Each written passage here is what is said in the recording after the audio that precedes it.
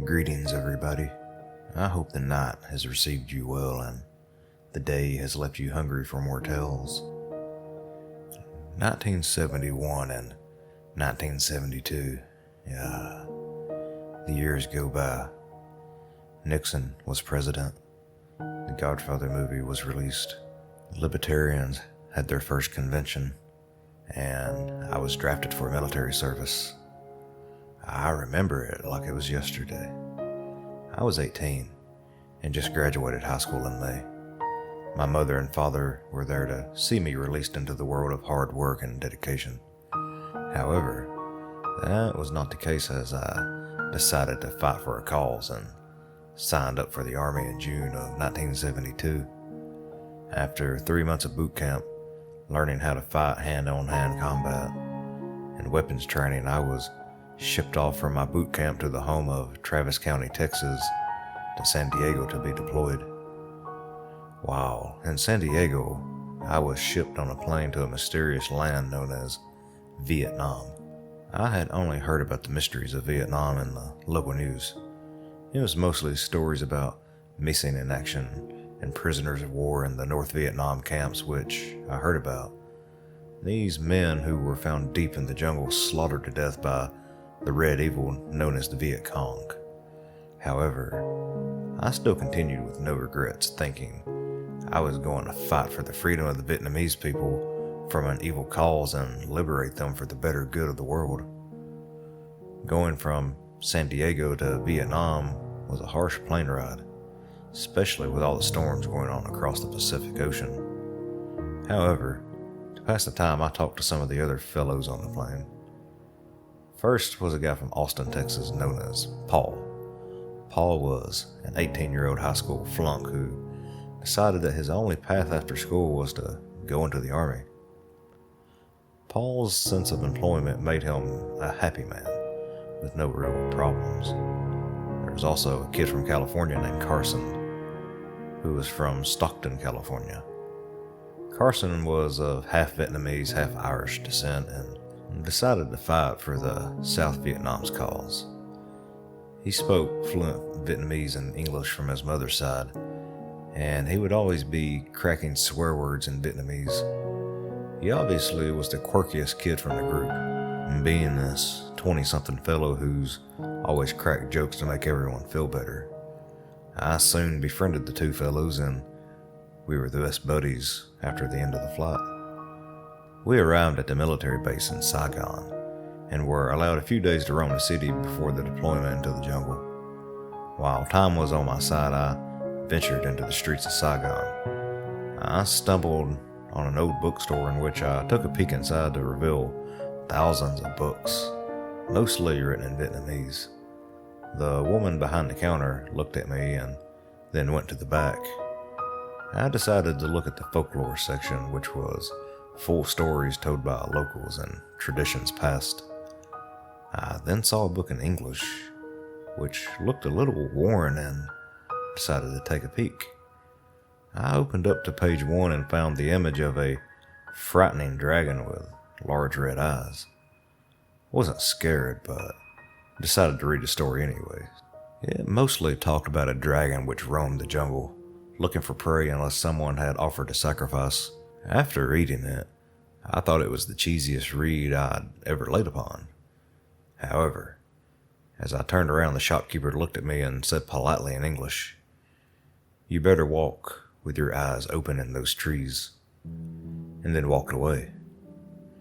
I was kind of confused, but I just walked out and proceeded to the base. After a few days in Saigon, we were given our mission, and being privates, we would be the first ones sent into to investigate the Vietcong and would investigate the local jungles nearby the border. Most notable the missing prisoners within the thick jungle. Me and about 200 men were shipped off in jeeps into the battle zone, specifically the border between North and South Vietnam. Arriving at our destination, it was a very quiet place. Nothing but the chirps of small birds in the distance. It was a large, ancient jungle, which didn't seem to be anything, really. The man in charge told us to get ready and set up camp, which we promptly did.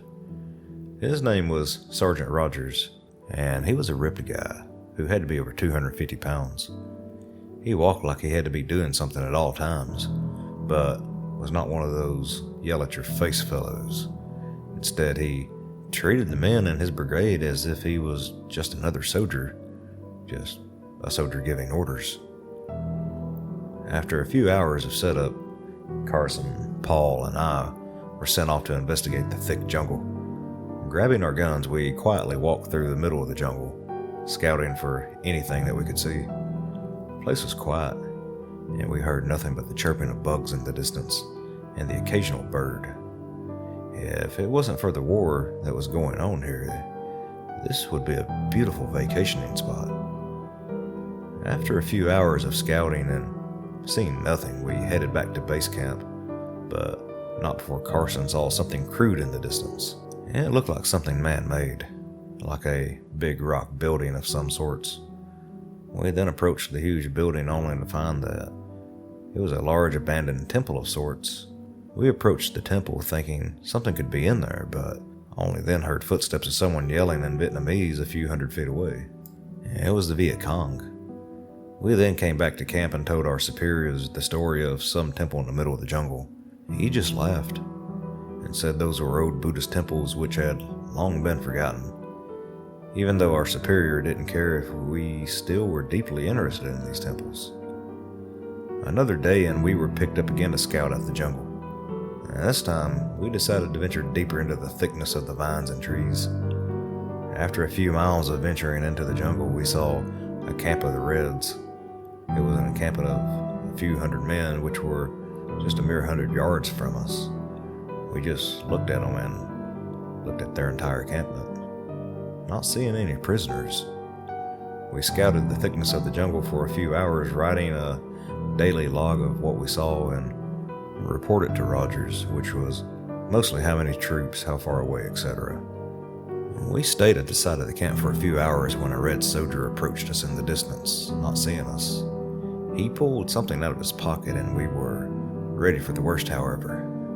It was just a Zippo lighter and he went out for a smoke. Carson, who was hyped up to capture this guy, rendered a plan. We would go up to the soldier, gag him, and try to get any information about the missing soldiers. We decided to put this plan into full effect and try to get anything out of this soldier. We surrounded the guy at all sides, slowly approaching him in a quiet fashion. He was about another 20 feet away from all of us, and I could smell the cigarette burning rapidly now. Slowly walking as close as I could finally see the orange part of his burning cigarette as he took it out of his mouth. I then grabbed my pistol and rag and went behind him, grabbing him and gagging him. He was letting out some sort of muffled screams of help, but I wasn't going to let him go. Carson and Paul then held him down as he still kept screaming for us to let him go. Carson then went and told the man with a knife to his neck in Vietnamese that if he screamed once, he would cut his neck wide open. The man went quiet, sweating bullets out of fear for his life. Carson then started talking to the man in his native tongue about all the information that he knew. The man and Carson talked for about 5 minutes until Carson, in disgust, let the man down and then beat him with the butt of his gun, leaving the man unconscious so we could get away. We then went on the ferocious hike back to camp, tired and covered in mud from the jungle. I then popped the question about what the man said. Carson, who was mad, blankly said, "The man said there's no prisoner of war camp in this area and that men from the encampment have disappeared as well, thinking an American POW camp." I was dumbfounded, thinking that we had not had any disappearances since coming to the jungle and we had not captured any enemies since we got here. I then walked back and was speechless as we walked to the encampment. The three of us walked to Rogers and explained to him that there were no prisoners at the camp and about the soldier. Rogers was almost as confused as us, but then he gave us orders to head back to our quarters as if something was bothering him. His face, as we stared at him, was red, mad, as if someone had murdered his wife. He then proceeded to yell at us to get back to the quarters, and we scurried back to our beds. Paul said, "Why was Rogers so infuriated with us? We did our job and scouted the enemy. What else does he want?" "I don't know, Paul. I think Rogers is hiding something from us and the other troops," Carson explained. "That trooper at the Reds camp also said something about a serpent-like creature when the disappearances occurred." "Why didn't you say anything to Rogers about that?" I asked. "He was never going to believe us. Plus, I think there's more to learn about the jungle," Carson exclaimed. "Okay, well, we'll talk more in the morning," I said. No, we cannot let anyone else know about this," Paul yelled out. Carson hesitated and said to us, "Let's just keep this to ourselves for now. If something does happen, then we'll be ready for it." The three of us shook on it that we would not talk about it again and proceeded nervously to the bunks. A few days passed by, and we were preparing to advance towards the North Vietnamese camp that we spotted earlier. Rogers explained that this would be a routine mission and that we would be going deep into the jungle to attack the enemy. Rogers had a nervous look on his face but was ready to send troops into battle. We then grabbed our guns and supplies and walked through the jungle. Our first job was to clear the path by removing the trees and other debris, mostly with construction equipment and flamethrowers. Carson and I were put on flamethrower duty, and Paul was put on clearing the debris. We spent another few hours clearing trees and rocks before setting up camp deep within the forest.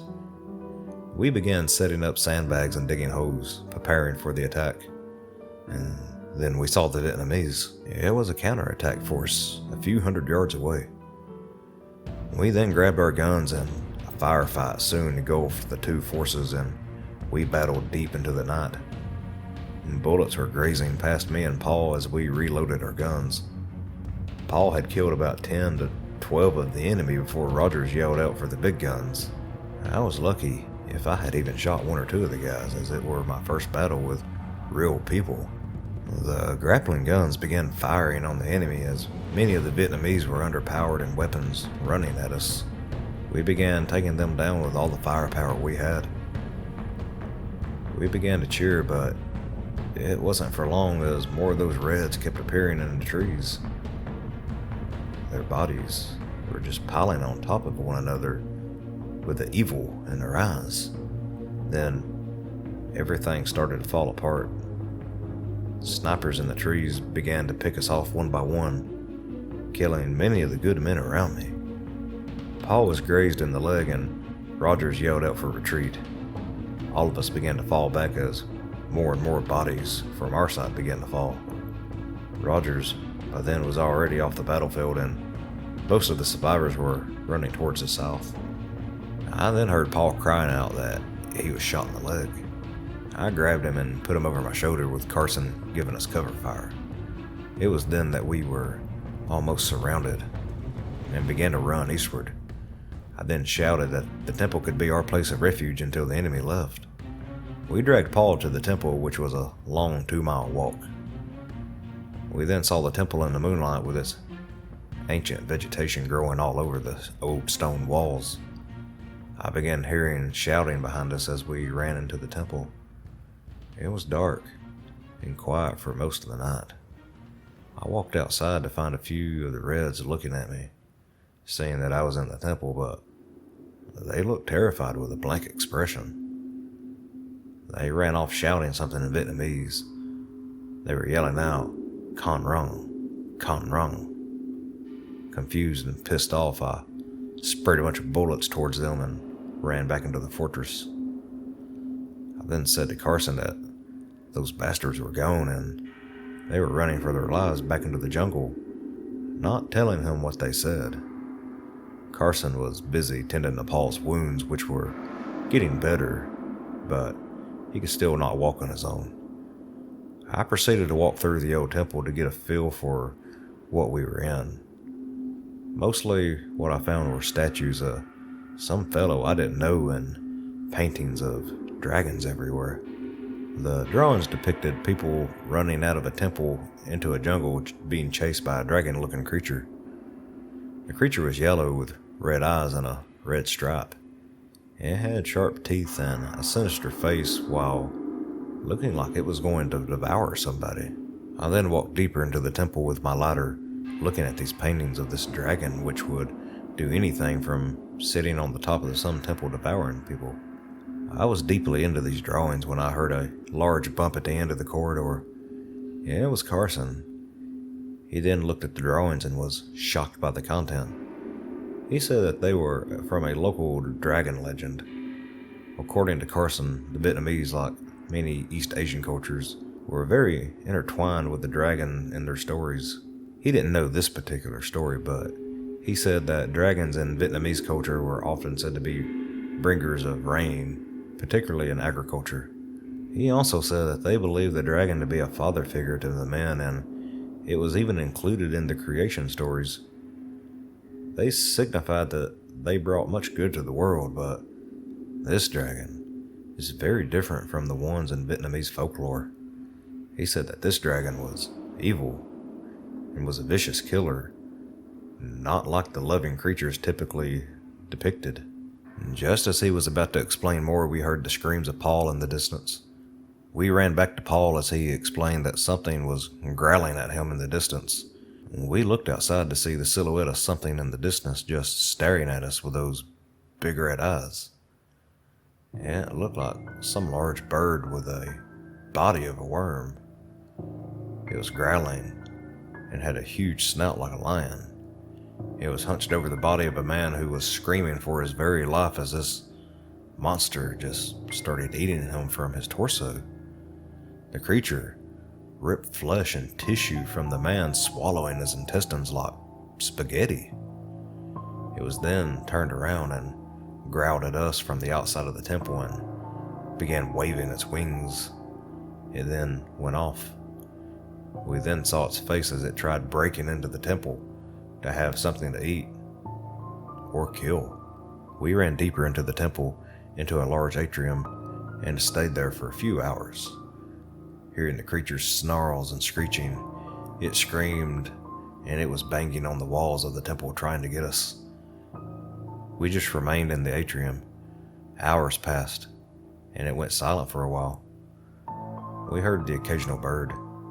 I picked up my lighter and I made a makeshift fire with the pieces of claws and leaves. I then noticed the same silhouette of something in the background. I hopped back, thinking that it was some beast, but it was a statue of the same dragon covered in gold and ruby. Carson explained, whoever was here didn't just fear this creature, they also worshipped it. I then walked towards the back of the atrium and noticed a room going to the back of the temple.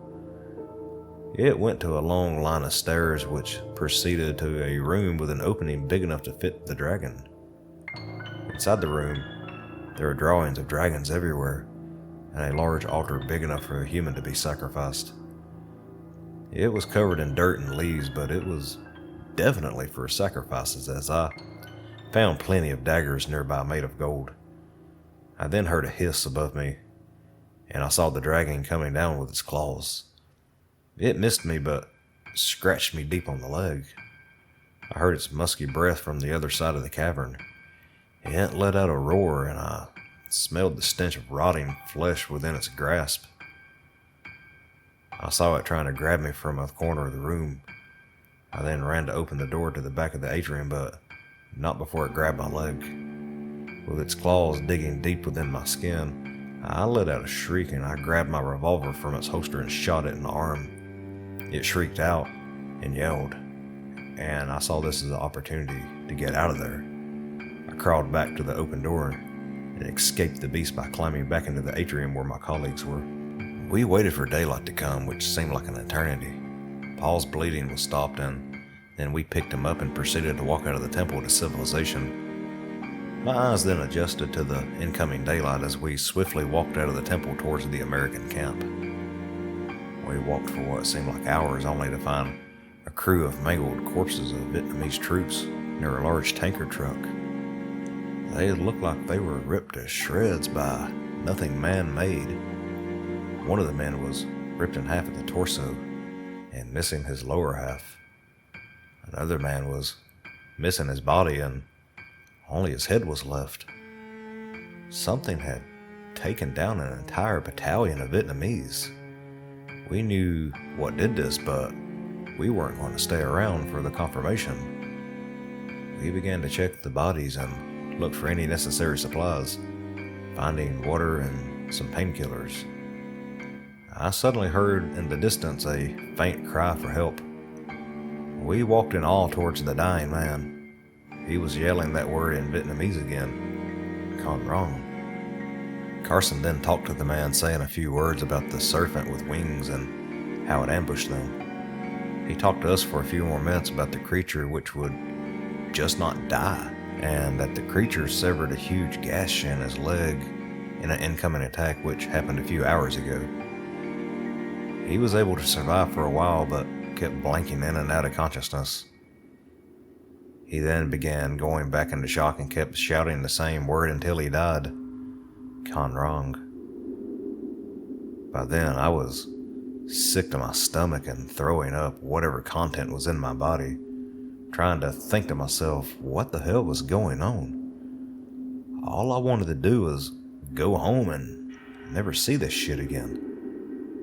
I was sick as could be and grabbed a swig of my water from my canteen, which was halfway full. We then looked through the entire tank, leaving the mangled bodies and the corpses behind on the way back to camp. We began walking for what seemed like hours, stopping to give us a break and carrying Paul, which was okay for the time being. His leg, however, began showing signs of infection. We finally saw the familiar sight of an American Jeep in the distance, hoping that someone was still alive. We had finally made it back to the American camp, which seemed to be all but abandoned. Jeeps and tents all but abandoned within the area. Mostly everything charred, like it had been in a fire. And then corpses began to appear, just like the Vietnamese camp. Charred remains of men were all over the place. Half-eaten men with their innards all over the place. It was a disaster zone. We then began walking through the entire encampment trying to find some life when we saw a handful of Americans, including Rogers.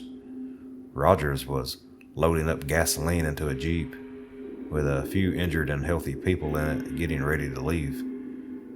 We began yelling at Rogers that we were okay as he yelled back and waved to come along.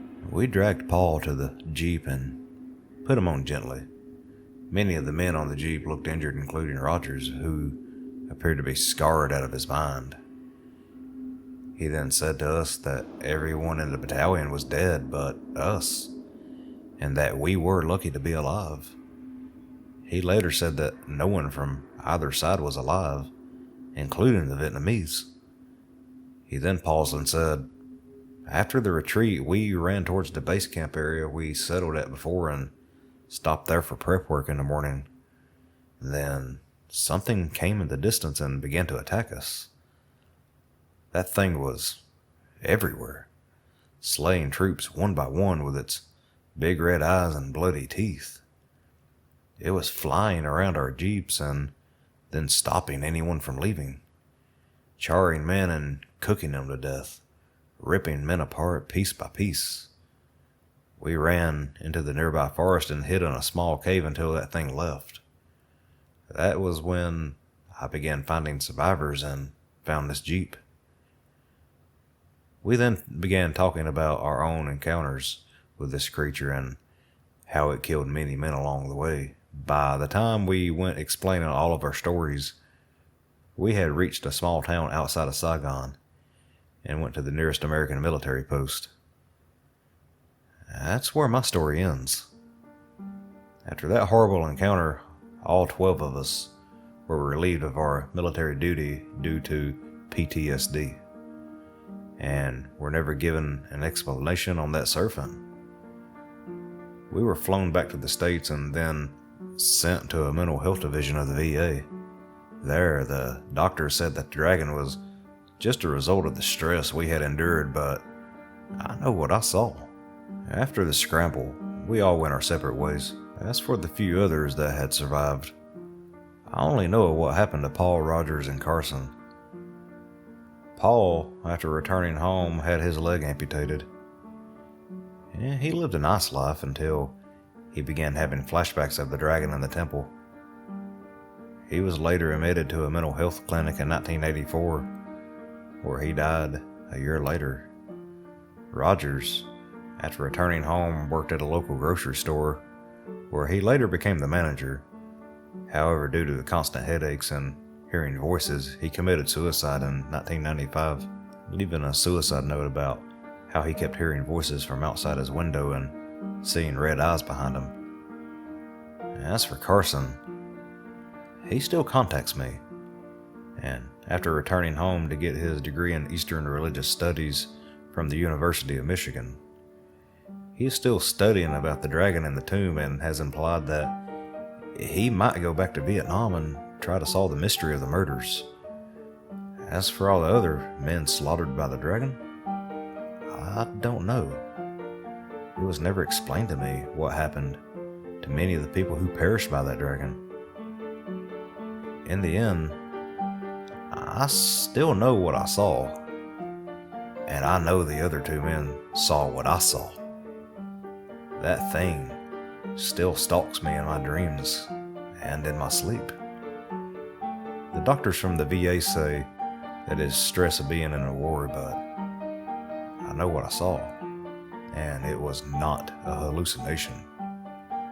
I know that thing is still out there waiting to kill me, waiting to skin me alive, waiting to kill me with its razor-sharp teeth and its blood-red eyes, and it is still waiting for me in my dreams, still waiting.